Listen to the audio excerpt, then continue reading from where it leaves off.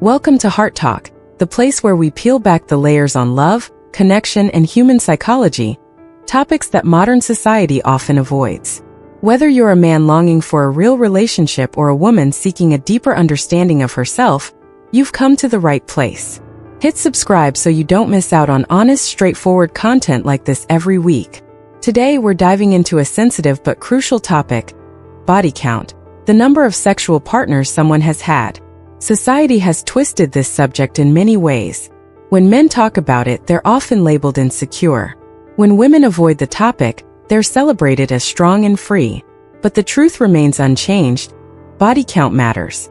It directly impacts the ability to form lasting bonds, loyalty, and how a woman perceives men, sex, and emotional connection. You don't need to know the exact number.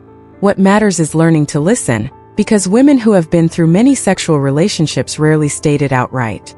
Instead, it reveals itself subtly in their everyday words. Here are 8 common statements you must be extremely cautious about. First, she says the number of past partners is just a number. Sounds simple, even reasonable at first. But if it really were just a number, why does she avoid the subject? Why do her eyes hesitate, her voice falter, and the conversation suddenly shift? Because women understand something society rarely says openly. Men value exclusivity deeply. They don't need a perfect past, but they need to feel that the woman they choose has known how to protect something sacred, that she hasn't given away something precious lightly. Not out of selfishness, but because in love, connection always comes with safety and selectivity. A woman proud of her past doesn't need to avoid the topic. She doesn't have to justify, embellish, or make you feel like the story is meaningless. If she truly had nothing to hide, there would be no reason to dodge the question. When she does avoid it, it means she knows. She knows that if you saw the truth, you would see her differently. Second, she says if men can do it, women have the right to do the same. Sounds fair on the surface, but this isn't about rights, it's about consequences. The issue isn't who is allowed to do what, but what the outcome will be. When a man has many experiences, he often understands women better, knows what he wants, and becomes more confident in choosing the right relationship.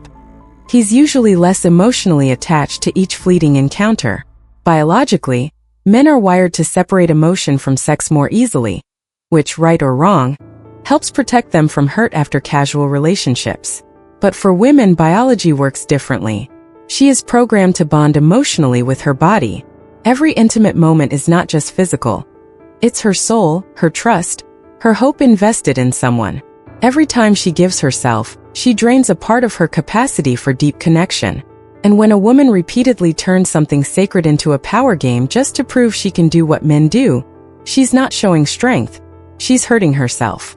Third, she says she loves freedom.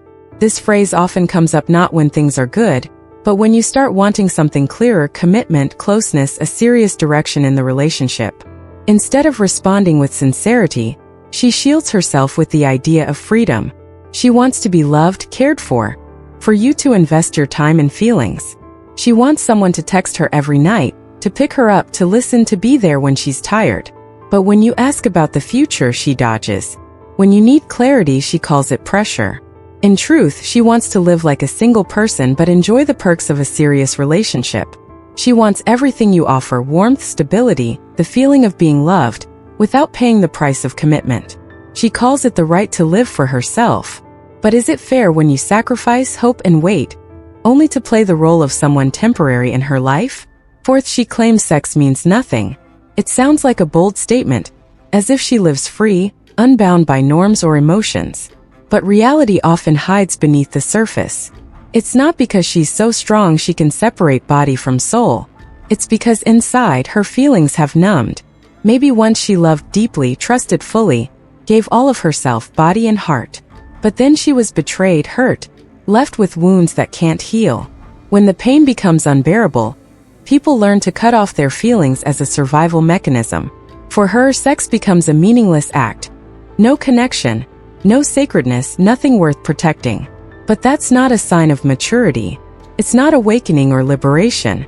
It's a sign of exhaustion, numbness, and losing faith that deep emotions can bring anything good. Fifth, she often says she has learned a lot from past experiences. It sounds mature, profound. She talks about her past with a calm smile. as if every mistake was part of growing up. But sometimes that pride isn't from real lessons. It's a way to rationalize reckless choices she might not want to face honestly. Brief Tinder dates, nameless wild nights, living only for the moment. All wrapped up in one word: experience. But what if the real reasons behind those actions were boredom, revenge on a man who hurt her, or simply chasing a fleeting feeling of desire? Would she dare say that? Very rarely. Not because she lacks courage, but because she knows that if you saw the truth, the vulnerable, uncontrolled parts she's not proud of, you might walk away. 6. She says everyone has a past. It sounds gentle, like a plea for forgiveness, a way to let go of past mistakes. But in reality, it's a subtle test, a way to see if you have the strength and resolve to accept her whole self, including the things that 10 other men before you couldn't tolerate. This phrase is not just an explanation. It's how she gauges whether you can rise above judgment. If you easily agree without asking more or showing genuine concern, she'll quickly realize you're not the one worth holding on to.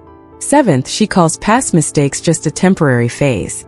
Everything is wrapped in soft terms like a rebellious season, a trial period, as if they were just small chapters in the book of her life. But the truth behind these words is far from simple. When options have run dry, when old doors close, she starts talking about stability. That's not a sign of deep change or true growth. It's acceptance of reality when there's no other way back. 8. She says she's not easy to attach to. On the surface, this sounds like maturity, someone who understands herself and knows what she wants in life.